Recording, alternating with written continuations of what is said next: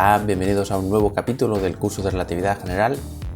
Seguimos con el término de Gibbons-Hawking-York, que nos está llevando una barbaridad de tiempo y una barbaridad de matemáticas, mucho más de lo que yo pensaba.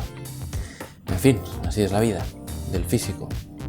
Pues nada, si os acordáis, hace un par de capítulos o tres calculamos la variación de la acción y nos dio dos términos. Este nos daba las ecuaciones de campo de Einstein en el vacío y esto era lo que llamamos el término de frontera, que he apuntado aquí. Entonces, en este capítulo básicamente lo que vamos a hacer es calcular este término, a ver qué es lo que aporta, y luego, si nos da tiempo, añadiremos el término correctivo de Gibbons-Hawking-York precisamente para cancelar esta integral de aquí.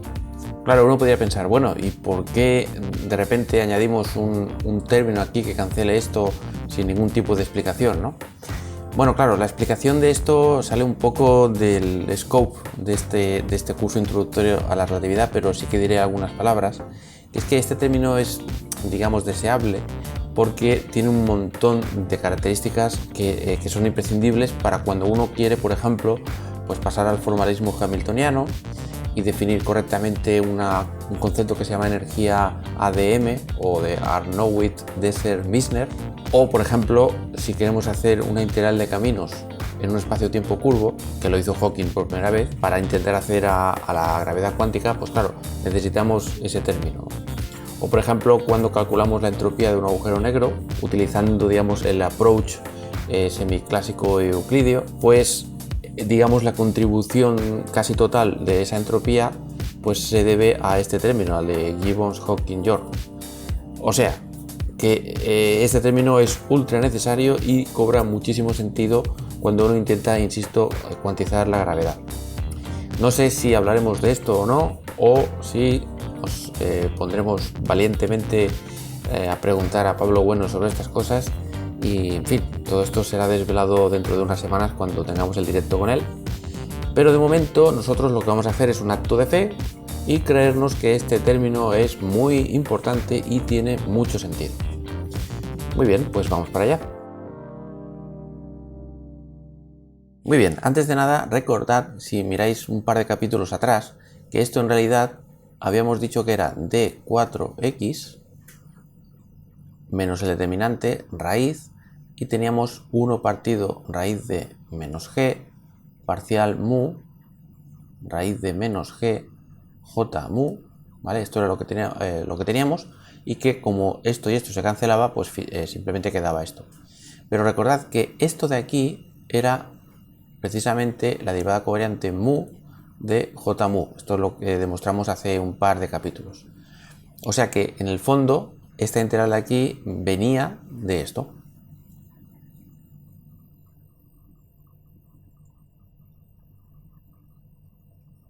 Vale, esto es importante porque es a esto lo que llamamos divergencia covariante de un vector j mu. Y esto de aquí, pues claro, uno podría pensar, vale, pues d4x es como un trocito de volumen en un espacio de 4 dimensiones. Pero cuidado, porque en realidad tenemos que incluir raíz de menos g. Esto creo que no lo he dicho aún, pero la diferencial de volumen, por así decirlo, en un mundo curvo, pues no es solo d4x, sino hay que multiplicar por la raíz del menos determinante de la métrica asociada a esa variedad de 4 dimensiones. Esto es así, bueno, otra vez haga un vídeo demostrándolo o diciendo, pero bueno, de momento digo una frase y es que esto es así porque se puede comprobar que si multiplicamos por raíz de menos la métrica, entonces esto es una cantidad invariante, mientras que si no está raíz de menos g, entonces no lo es, ¿vale? Por eso es muy importante tener en cuenta esto. Entonces, dicho esto, vamos para allá. O sea que podemos decir que esta integral de aquí básicamente es la integral de volumen en 4 dimensiones de una especie de divergencia de un vector, digamos, ¿no? Dicho así en plan bachillerato. Y nosotros sabemos también bueno, bachillerato ya no, porque esto en bachillerato ya no se hace, pero bueno, en el curso de electromagnetismo de primero, por ejemplo, de segundo, pues estas cosas se ven, ¿no? En 3 dimensiones, claro. Bueno, pues nosotros sabemos que para calcular esta integral, pues lo que tenemos que hacer es, o podemos utilizar el teorema de la divergencia o el teorema de Gauss, que nos dice que podemos hacer la integral de área, donde este área, digamos, tiene que ver con el área que encierra este volumen. Bueno, la integral de área del vector j. Lo que pasa es que el vector j es un vector, por lo tanto este diferencial de área no puede ser un escalar, sino también tiene que ser un vector, y entonces, bueno, pues se multiplica escalarmente. Y recordad que diferencial de A, esto lo que significa es que si tenemos una superficie y estamos interesados en un trocito de área infinitesimal sobre la superficie, pues el vector diferencial de A es un vector que es perpendicular, o sea, ortogonal a la superficie, y cuyo módulo, lo que mide ese vector, pues es precisamente ese trocito de área que hay por aquí. Vale, pues esto era lo que decía el teorema de la divergencia, el teorema de Gauss en 3 dimensiones, y tenemos que hacer algo parecido o comprobar que algo parecido a esto se cumple. Y efectivamente así es. Esto de aquí, cuando digamos, lo generalizamos a variedades curvadas de dimensión la que sea, resulta que esta integral la podemos poner de esta manera.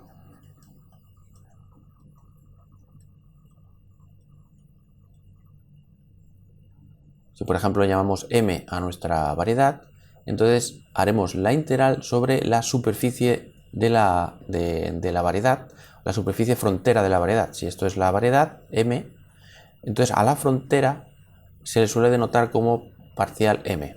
Esto es una notación que simplemente significa que estamos refiriéndonos a la frontera o a la hipersuperficie que rodea el volumen que queremos. Pues esto lo indicamos aquí, simplemente una notación. Y ahora, quien hace de esto, pues va a ser un objeto que podemos llamar así, que es una especie como de diferencial de superficie, y le tendrá un índice porque, insisto que esto es un vector, y luego colocamos nuestro vector j con el índice arriba. De manera que esto sería pues algo así como esto, ¿no? Producto escalar de el vector diferencial de superficie por el vector j. ¿Vale? Esto es el producto escalar, ¿vale? Pero claro, la pregunta es, ¿qué es este diferencial de sigma mu? Bueno, igual que aquí. O sea, aquí podemos poner, por ejemplo, pues perfectamente decir que diferencial de A, el vector, en este caso de R3, que es decir, R3 es todo, y esto sería una superficie bidimensional. Bueno, pues diferencial de A lo podemos poner como el vector normal a la superficie multiplicado por diferencial de A. Por lo tanto, inspirados en eso, podemos decir que el diferencial de superficie este de aquí, este objeto de aquí, pues va a ser n mu, que es el vector normal, multiplicado por el trocito de superficie en cuestión. Y ahora, claro, tenemos que decir cuidado porque ahora esto representa supuestamente una especie como de hiperárea, ¿no? Entonces, claro, cuidado porque para que esto sea válido o sea covariante, tenemos que poner raíz del menos el determinante de la métrica multiplicado por diferencial de 3i. Pero claro, ¿qué métrica? Pues la métrica h. Voy a explicarme el por qué esto significa esto. Lo primero es que como... Voy a borrar todo esto para que no empecemos a liarnos.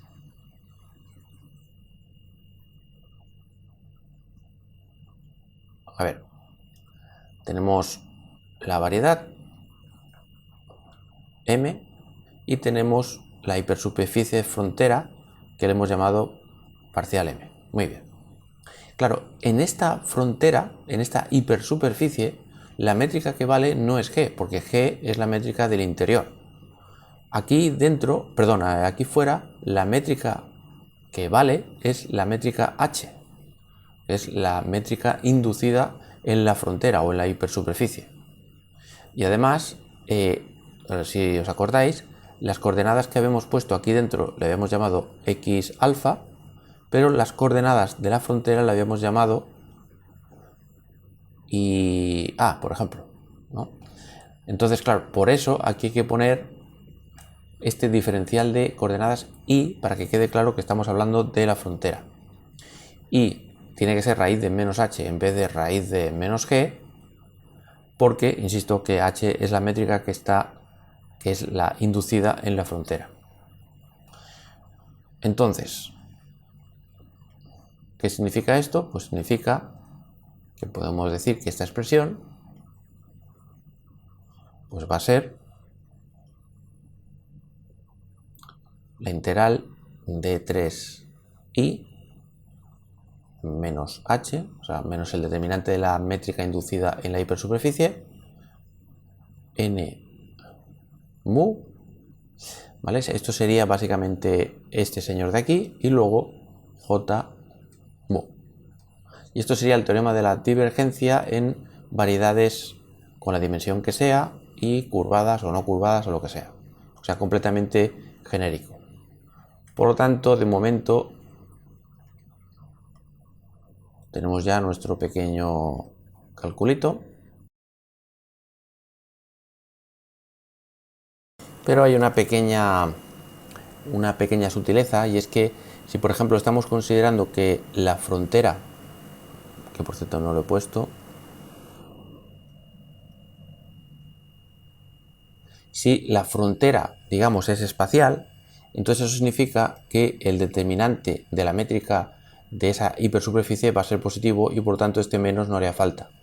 Así que quizá lo más conveniente, en vez de poner menos h, lo mejor es poner el valor absoluto de h, porque si h es positivo, pues perfecto, y si h es negativo, le cambia el signo, ¿vale? Porque insisto que las hipersuperficies pueden ser de tipo espacio.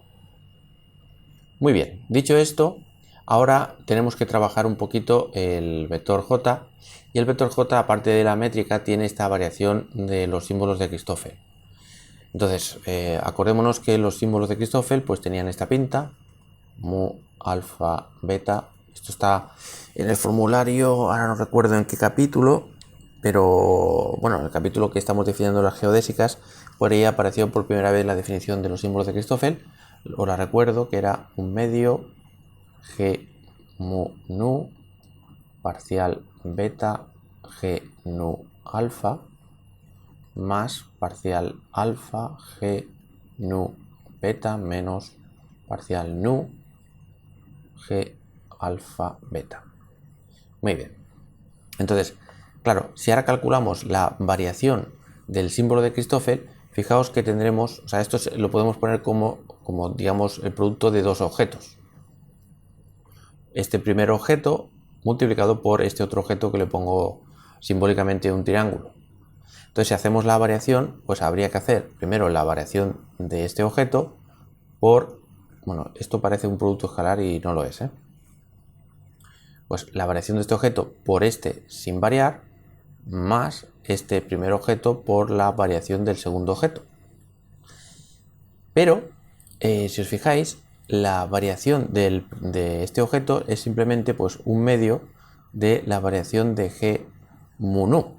Esto sería, digamos, la variación de este primer término. Pero recordad que ahora estamos hablando de j, que está dentro de una integral en la que está hablando solo de la frontera. Y recordad que la frontera, lo recuerdo por aquí, que en la frontera nosotros queremos que esta variación sea cero. Bueno, el caso es que, lo recuerdo, creo que fue no sé si fue el capítulo anterior o no el otro, en el que la parte final ya os dije que la variación de la métrica pues era distinta de cero por aquí dentro de la variedad y que aquí la manteníamos fija, ¿vale? Por lo tanto, eso significa que esto no está y solo nos quedamos con esto de aquí. O sea, que nos quedamos con un medio de g mu nu, o sea, el cuadradito este, por la variación de esto de aquí. Y como la variación y la parcial conmutan, pues entonces simplemente pues nos queda esto de aquí, la variación de G nu alfa, parcial alfa, la variación de G nu beta, menos parcial nu, la variación de G alfa beta. Y aquí tenemos que poner mu alfa beta. Muy bien, esto ya está, ya lo hemos utilizado. Perfecto, ya tendríamos la variación de este símbolo de Christoffel y ahora vamos a multiplicar por G alfa beta. Por lo tanto, ponemos aquí G alfa beta y lo que vamos a hacer simplemente es hacer un copy y un paste, copy paste, y lo vamos a poner aquí.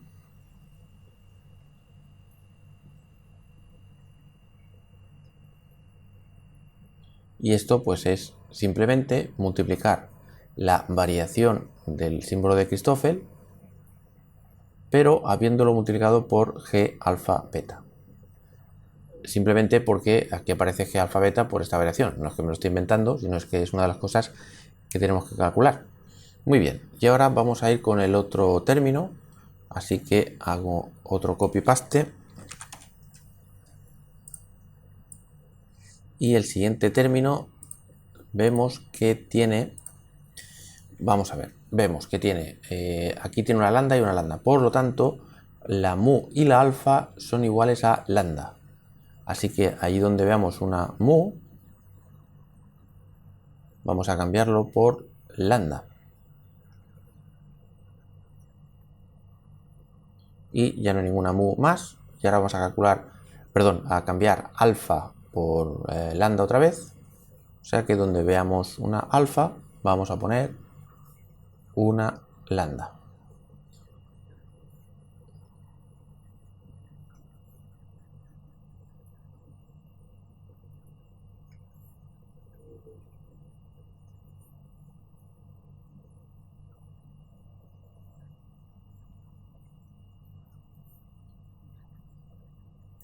Muy bien. Y ahora tenemos que multiplicar por G alfa mu. Por tanto, vamos a hacer un hueco aquí.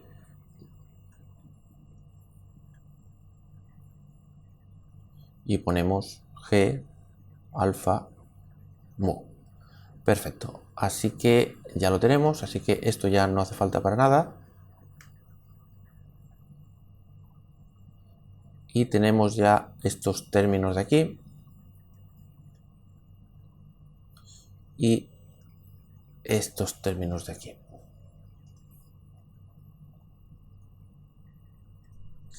Muy bien, pues ahora propongo como ejercicio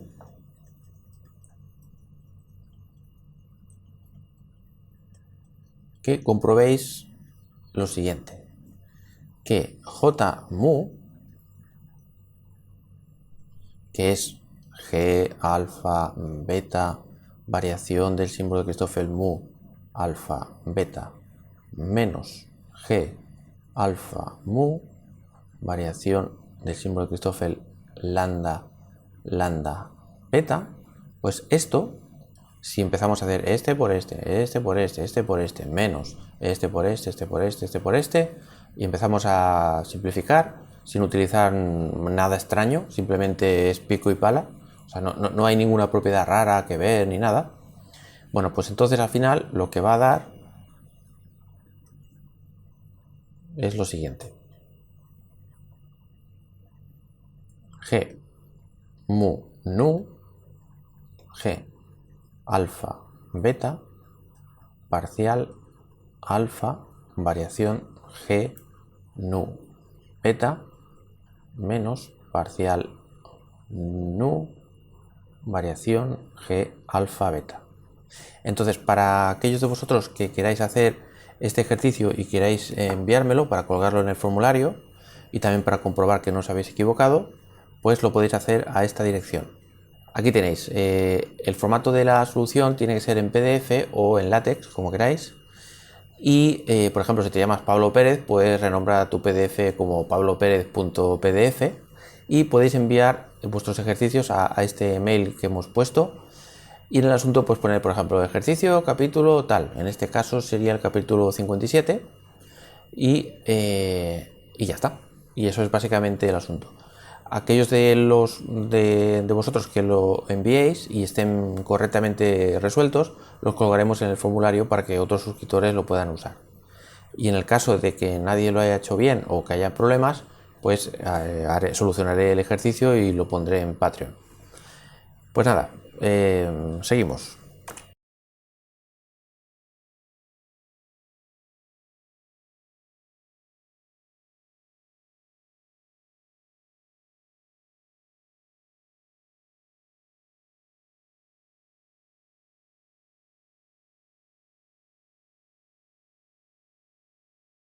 Muy bien, lo primero que vamos a hacer es quitarnos de encima esta métrica subiendo el índice mu hacia arriba y dejándolo que sea nu. Entonces, así nos quitamos de encima una métrica. Y este índice nu es, digamos, simplemente mudo con este de aquí y con este de aquí. Y entonces por capricho, pues en vez de llamarle nu, pues lo renombramos como mu, que me gusta más. Porque nu a veces lo confundo con gamma y es simplemente por capricho, vamos. Y todo esto lo echamos a un lado. Y perfecto, ya tenemos una métrica menos. Y ahora lo que vamos a hacer es recordar la métrica inducida. Recordad que la métrica inducida, la métrica transversa, perdón. Recordad que la métrica transversa se definía como H alfa beta igual a G alfa beta menos N alfa N beta. O lo que es lo mismo, si despejamos G alfa beta, pues esto va a ser H alfa beta más N alfa N beta. Y entonces, si subimos los índices, G alfa beta igual a H alfa beta más N alfa N beta, podemos sustituir esta G alfa beta de aquí, así que nos dará la integral sobre la hipersuperficie de 3i valor absoluto del determinante raíz n mu y colocaremos esto. Ponemos un paréntesis y luego parcial alfa de g mu beta menos parcial mu g alfa beta. Perfecto. Así que vamos a borrar todo esto y actualizamos el pequeño cálculo que hemos hecho.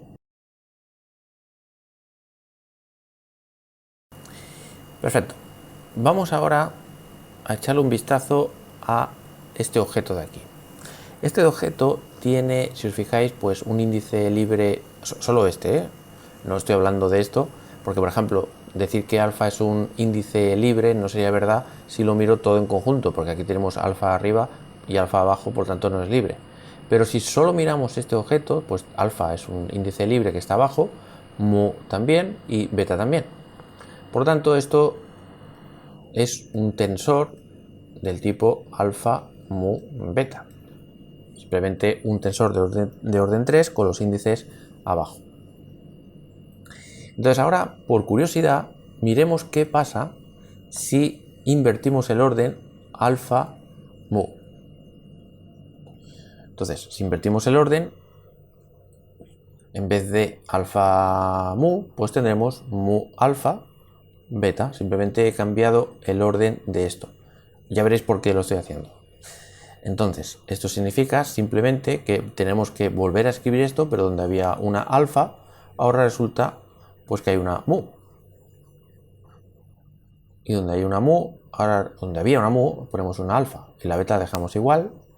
Y aquí lo mismo, alfa, mu, beta. Perfecto. Y esto, si invertimos el orden, o sea, colocamos este primero aquí y luego colocamos este aquí restando, claramente estoy haciendo una barbaridad. Pero restauro la normalidad si ahora cambio de signo y recuperamos lo mismo. Porque menos esto es esto de aquí y menos menos esto pues es esto de aquí, o sea que no he hecho nada. Lo que pasa es que esto de aquí, fijaos, es T alfa mu beta. Mu alfa beta, o sea, recuperamos este señor. En conclusión, ¿qué tenemos? Pues que si cambiamos el orden de mu y alfa, resulta que obtenemos el mismo tensor, pero cambiado de signo. Lo cual quiere decir que estos dos índices tienen una antisimetría, o son índices antisimétricos.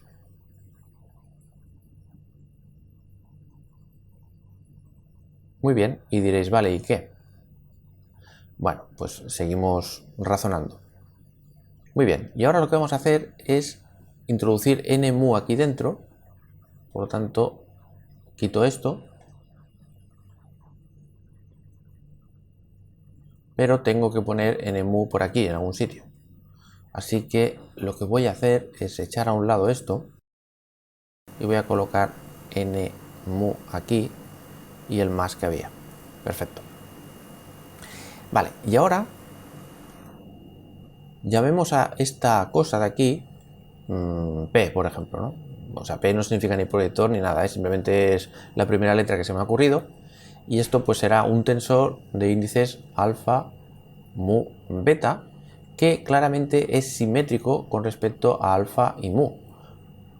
Porque si yo, por ejemplo, invierto el nombre mu alfa y beta lo dejo igual, pues esto pues va a ser n en vez de alfa, pues mu, en vez de mu, pues alfa, y este se queda igual.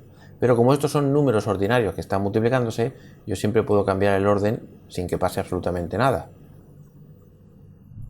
Y esto hace que recuperemos el tensor P, alfa, mu, beta, y si os fijáis, hemos dicho que invirtiendo el orden de estos dos señores, nos devuelve el tensor tal cual. Por lo tanto, significa que estos índices son simétricos.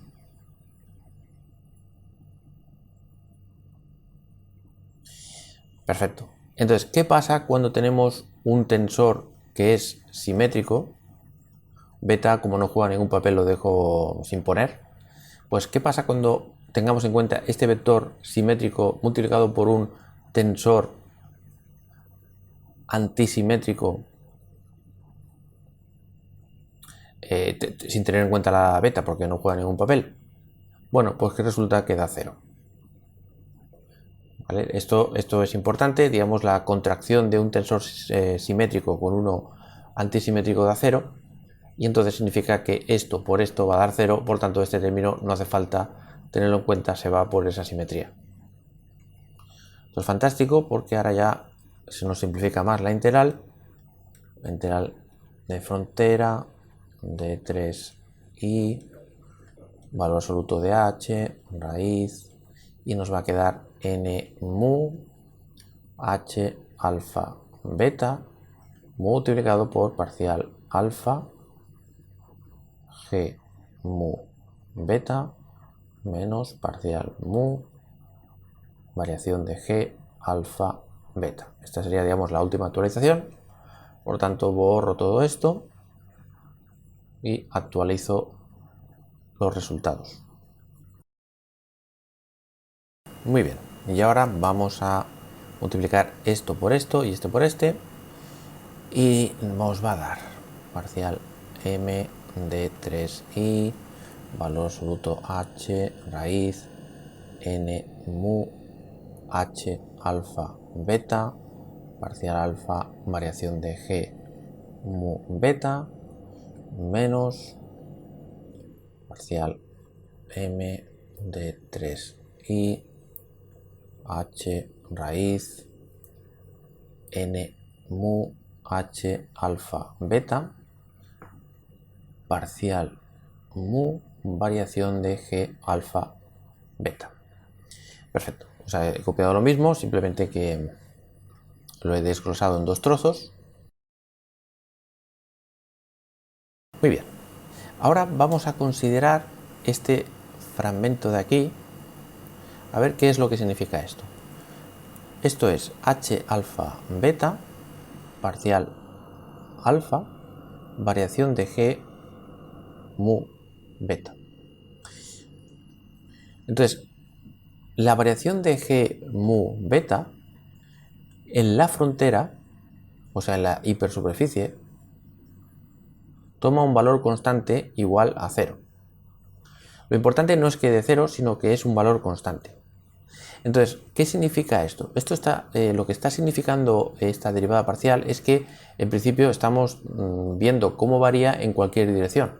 O sea que si por ejemplo estamos en la frontera, este término de aquí, sin contar h, lo que nos está diciendo es si nos vamos para allá, cuánto va a variar la variación de g, o si nos vamos para allá, o para allá, o para allá, o en cualquier dirección, digamos, ¿no?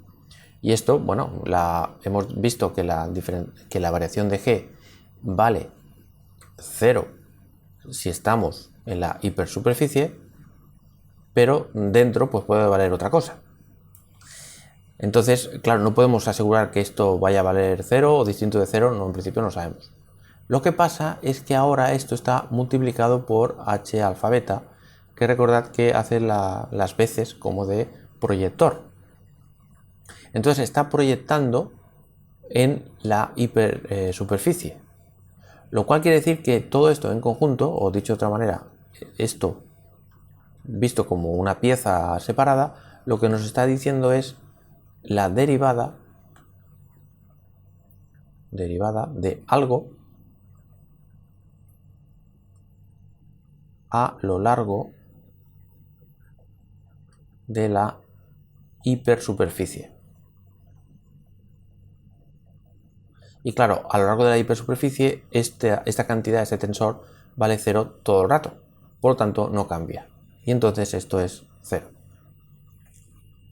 Ahora, podemos decir, o sea, por tanto esto se va. ¿Podemos decir que esto es 0?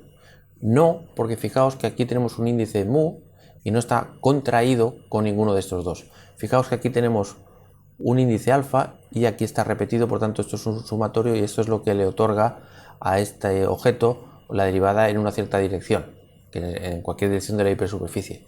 Pero aquí no, porque alfa y beta no está contraído con mu, por tanto esto no significa nada. Bueno, o sea, significan cosas, pero no significa derivada de algo con respecto o a lo largo de la hipersuperficie. Así que lo más que podemos hacer es cancelar o anular este término y decir que esto finalmente pues queda así.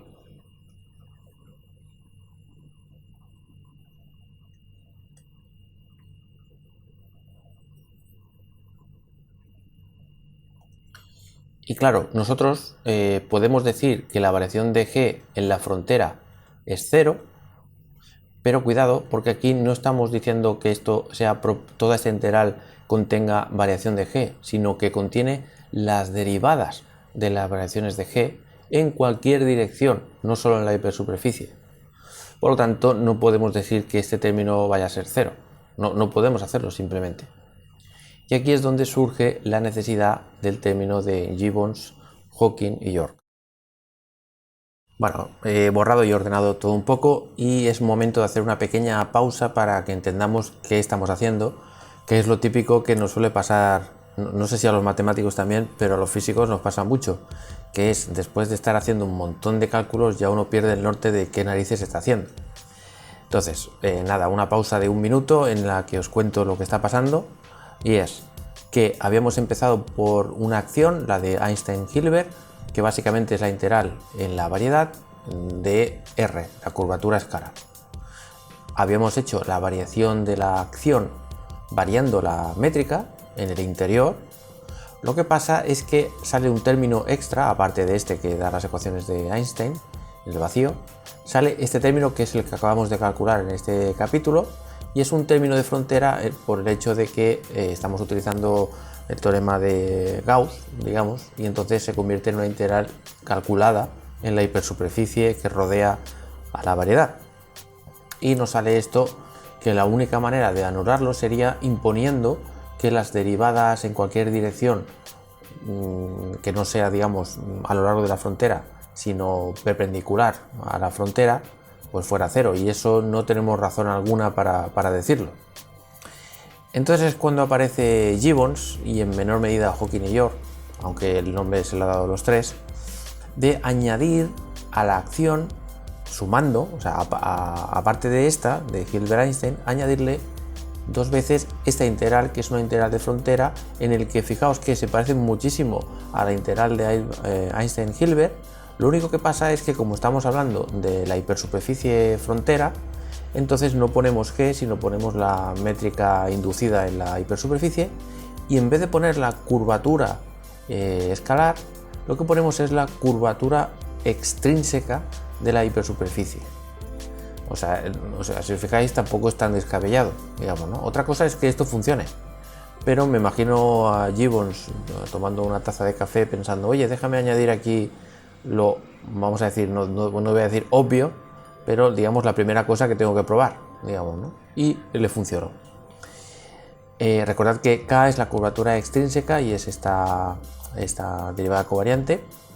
Vale, pues después de toda esta ciencia ficción, que no es tan ficción, bueno, sí, de hecho podemos decir que de momento esto es ciencia ficción porque estos son los intentos de hacer avances en gravedad cuántica, que de momento no hay ninguna teoría que diga, hey, pues esto es verdad, aunque hay indicios de que la cosa va bien. Bueno, no me enrollo, que ya llevo mucho tiempo con este vídeo. Vale, entonces lo que vamos a hacer ahora es, para acabar este vídeo, es variar esta acción y comprobar atónitos que la variación de esta acción es justamente esto, pero en vez de con un signo menos, con un signo más, y entonces se cancela. Eso sí, falta aquí un factor 2 para que la cosa cuadre. Pero un pequeño apunte antes es que, aunque no lo haya puesto, esta acción de Gibbons, Hawking, York sigue siendo un funcional de la métrica. Lo que, ojo, variando la métrica, claramente también cambia la métrica inducida y también cambia la curvatura extrínseca.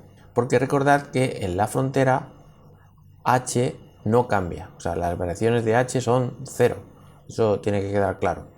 Entonces digamos que variamos la métrica de todas las maneras posibles, y entonces eso hará que la K, la curvatura extrínseca de esta hipersuperficie, pues varíe también. Pero la métrica inducida en la hipersuperficie no cambia, está sujeta, que era aquello que había dicho que era equivalente a decir que la métrica en la frontera es cero. Muy bien, por lo tanto, dicho esto, lo único que tenemos que tener en cuenta es cómo varía K cuando variamos la métrica. Entonces, para encontrar esto, lo primero que tenemos que hacer es sacar una métrica aquí fuera. Fijaos que aquí, como tengo alfa, puedo perfectamente poner alfa beta, por ejemplo, y la derivada covariante alfa n beta. Fijaos que lo único que he hecho ha sido bajar el índice aquí abajo y llamarle beta, y lo hemos hecho a través de la métrica, y la métrica la he puesto aquí fuera porque recordad que es transparente a las derivadas covariantes, por tanto esto es completamente lícito. Y luego decimos, bueno, vamos a introducir la h aquí, y recordad que esto era pues simplemente h alfa beta, y en vez de un menos tiene que ser un más porque hemos despejado g en vez de despejar h. Es muy parecido a lo que hemos hecho hace unos minutos.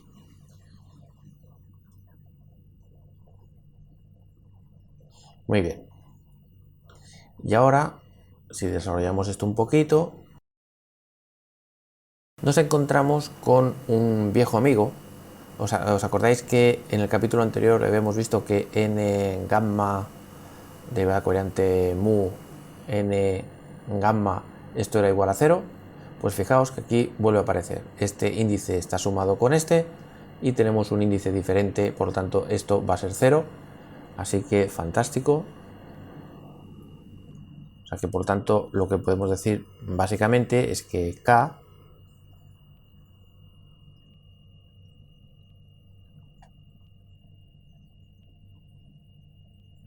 es esto de aquí. Entonces, por otro lado, vamos a desarrollar lo que es la derivada covariante, que recordad que es parcial alfa n beta menos porque el índice beta está abajo, alfa beta gamma n gamma.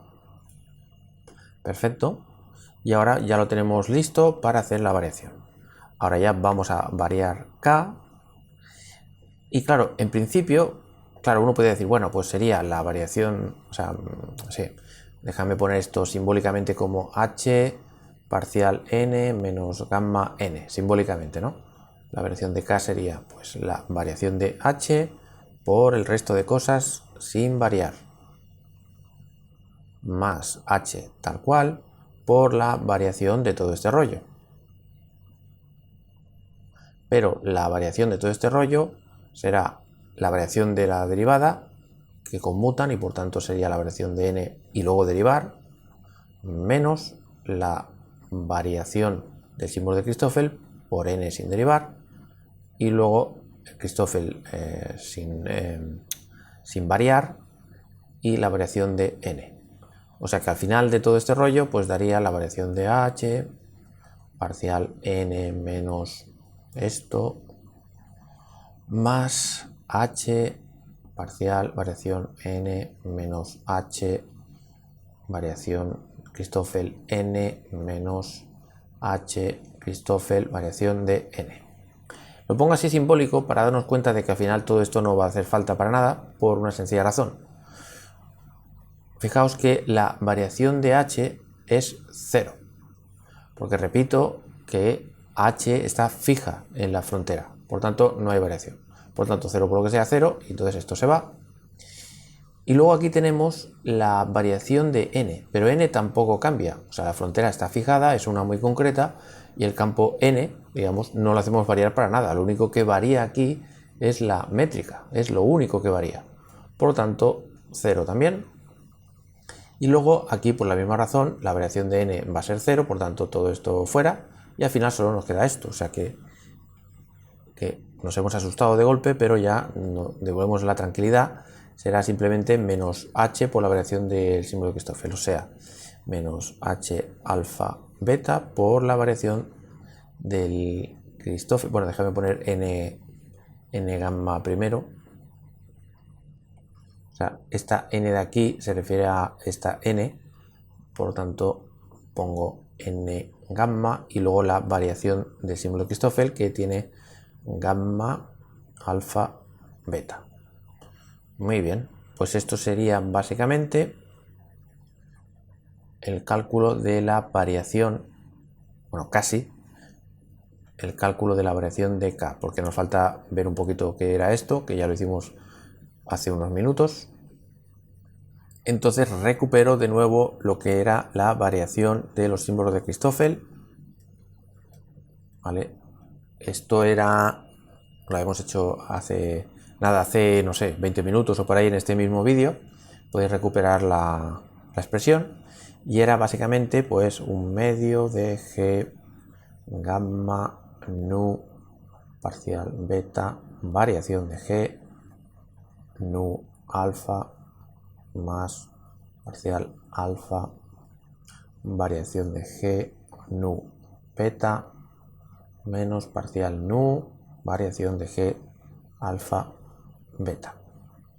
Entonces, ¿qué significa eso? Pues significa que la variación de K va a ser igual a menos n gamma, estoy mirando aquí, voy a poner h alfa beta, estoy mirando aquí, y ahora voy a copiar esto, que es todo esto, aquí abajo.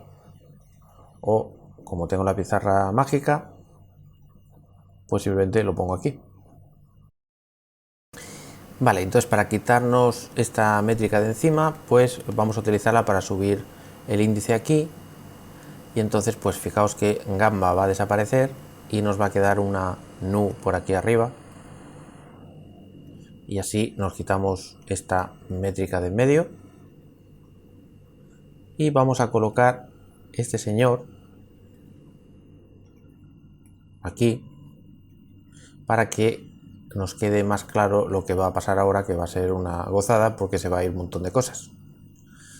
Fijaos, aquí tenemos de nuevo que cuando multipliquemos h por esta derivada parcial, fijaos que como estos índices están comprimidos, esto va a pasar lo de antes, que es una derivada a lo largo de la hipersuperficie, y como esto no cambia, la variación de g es 0 en la hipersuperficie, pues esto va a dar 0.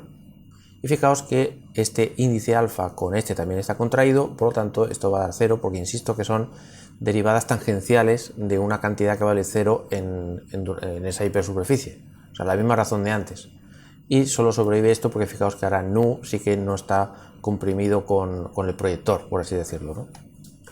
Así que quizá nos habíamos asustado un poco, pero no es para tanto, porque al final esto queda muy sencillo, menos con menos es más. Por lo tanto nos va a quedar un medio n nu h alfa beta parcial nu variación de g alfa beta. Y ya lo tenemos, porque ahora si decimos, venga, vamos a variar la acción GHI, pues la variación será este 2 parcial m de 3i. Simplemente estoy mirando aquí, Hemos dicho que esto está fijo, por lo tanto se queda exactamente igual. Y lo único que hay que hacer es variar k, que la tenemos aquí calculada. O sea que simplemente sustituimos un medio n nu h alfa beta parcial nu variación g alfa beta. Este 2 se cancela con este 2. Y fijaos que esto es exactamente igual que esto de aquí, que todo esto de aquí. Tenemos el determinante, correcto. Tenemos h alfa beta, correcto. Y aquí tenemos, bueno, tenemos nu, pero es un índice mudo que le podemos poner perfectamente, pues mu, por ejemplo. Y entonces tenemos n mu, bien, parcial mu, fantástico, y dg alfa beta. O sea que es exactamente esto, pero con el signo más. Así que se cancela. Y ya estamos. O sea que, digamos, recopilando, lo que tenemos es, si la acción de verdad a día de hoy, hasta que se demuestre lo contrario, es o fuera la integral sobre el interior de la, bueno, sobre toda la variedad de 4x raíz de menos g r más 2 veces la integral sobre la frontera de 3i valor absoluto de h raíz de k, la curvatura extrínseca, pues esto lo que nos dice es que si ahora consideramos la acción como la suma de estos dos señores, déjame ponerlo así en bonito, recuadrado, pues si calculamos la variación de esa acción, no solo la de Einstein-Hilbert, sino la de Einstein-Hilbert, Gibbons, Hawking, York, pues resulta que solo nos va a dar esto de aquí.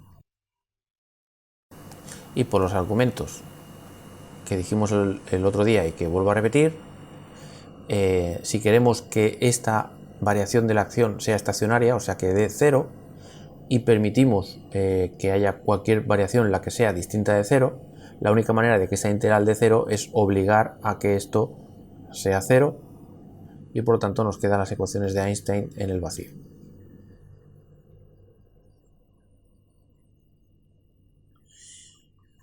Muy bien, pues el vídeo se acaba justo aquí. No digo nada más ni me enrollo más porque soy plenamente consciente del porrón de matemáticas que os acabo de soltar en estos últimos capítulos.